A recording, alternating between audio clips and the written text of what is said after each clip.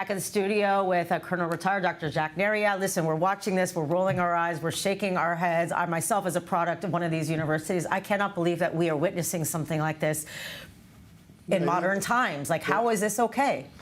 I really cannot explain that, and I think that we lack explanation. The fact is that it seems that those protesters have forgotten who has begun the war, who has committed the massacre on the 7th of October, killing 1,500 people. I mean, abducting 230 Israelis from their beds, from their houses, and the killing, butchering, and massacring. I mean, and the world has forgotten that. I mean, and they're claiming Palestine from the river to the sea. What do you mean by that? You mean that Israel does not exist? You mean that you want to exterminate, to annihilate the Israeli presence? And this is what I can't understand: how the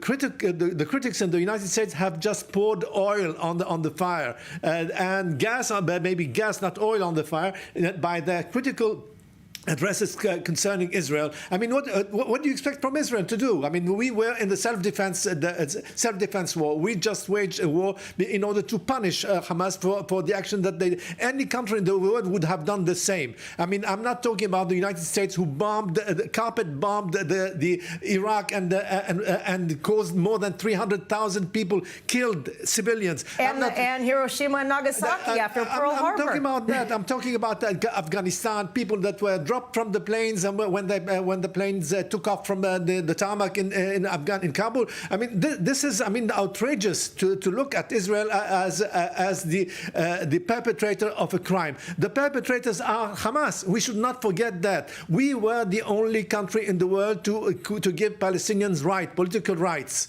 We were, since 1948, the Palestinians were just, I would say, captives of Arab states. They were under Egyptian rule, under Jordanian rule, under Lebanese rule, under Syrian rule. The only one who gave Palestinians any rights was Israel at the time of Yitzak Rabin. And this is the price that we are paying today of being helpful to those Palestinians. Right. Now, as somebody who works side by side with the late Yitzak Rabin, if he were alive today, what would he be saying? He would be outraged. He would be, and he would definitely, I would say, adopt the policy of trying to hit Hamas as forcefully as possible. And I think that this would, and he would definitely be in the line of punishing Hamas, but he would, on the other hand, present a solution, an alternative to Hamas regime. And this is not happening, and this is the problem today, that Israel is not presenting any alternative. And in the absence of alternative, everything is permitted. Right. Well, and also you see on these campuses, look back to the 60s, people had a reason to protest. They didn't want to be drafted. They wanted peace. They didn't want to be in a war. And here there's a whole refugee crisis in the United States. I was just in New York. Homeless people that have been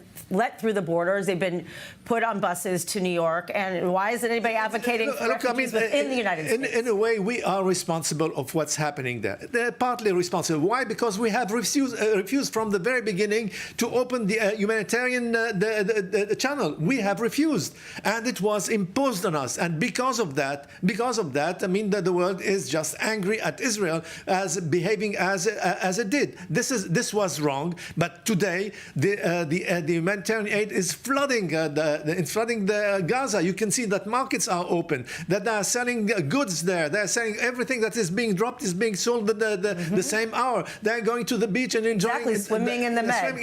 I mean, even though they don't go with the swimming suits, but you can see them entering the water. I mean, the war has ended. What are you protesting about? What is your protest about? About what? About the fact that Hamas is still there, that it's still holding 133 hostages.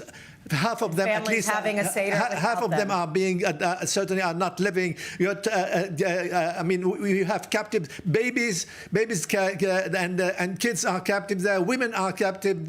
Women soldiers are captive and being raped day after day. This is what's happening on the ground, and this has to be explained to the world.